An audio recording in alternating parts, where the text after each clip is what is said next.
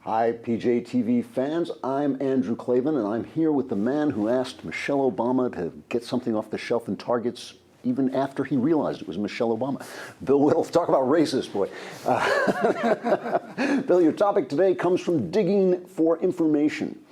Why is the German National Socialist Party and fascism presented in the media as a right wing? Is that fair?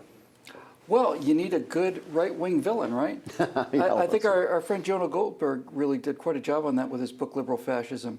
So the far right, they always said the fascism is on the far right and communism is on the far left. So you and I being right-wingers, of course, were just a hair. Just a hair on the near side of Nazism. But the idea doesn't hold any water and it doesn't make any sense. First of all, the word Nazi is a German acronym for National Socialistas, NSDAP, Deutschland Apparatzeitpartei, the National Socialist German Workers' Party. In other words, you can't spell Nazi without Socialist Workers' Party, right?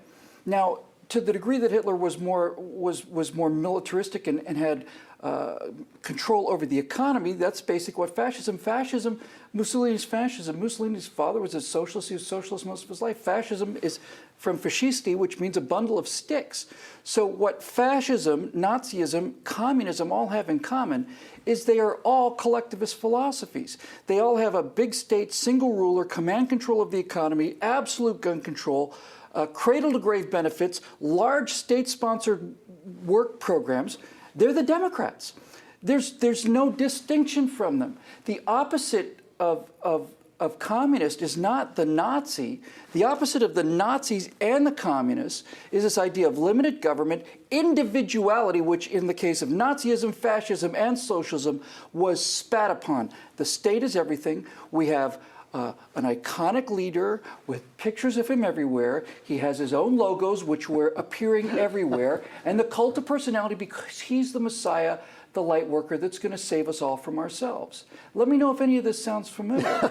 So the opposite of Nazism, socialism, fascism, these three ideologies, the same thing, these big state totalitarianisms. And by the way, FDR was going in exactly that same direction with a giant state, a centralized power, cult of personality, all those things.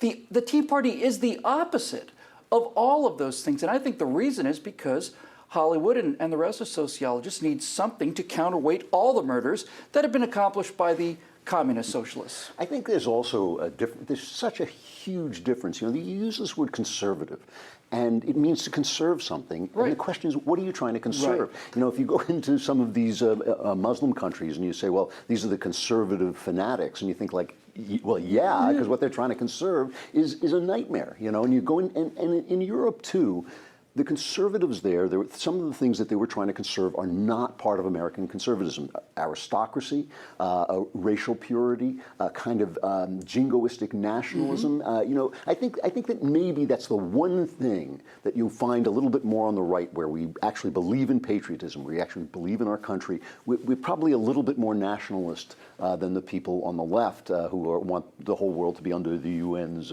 guiding, enlightened, you know, guidance. But I think that in America, what conservatives are trying to conserve is liberty. Yes. Your individual liberty. And there's nothing fascist about that. No, that's exactly right.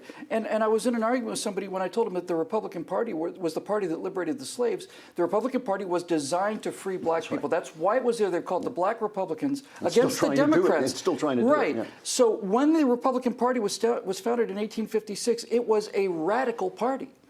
And it still believes in liberating black people. Its philosophy hasn't changed. It's the Democrats that decided to buy all these votes. So while we were originally a radical party, we are now trying to conserve that radical idea that black people should be treated as individuals.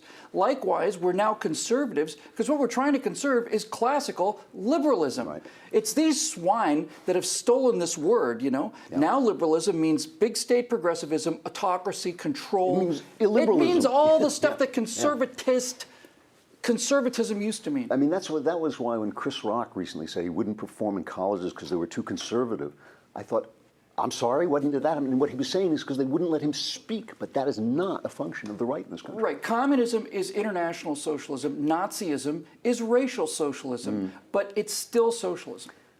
That's it. That's all we have time for today. Let us know what questions you'd like answered below, or our stormtroopers will come to your house. Communism sucks. For Bill Whittle and PJTV, I'm Andrew Klavan. Thanks for watching.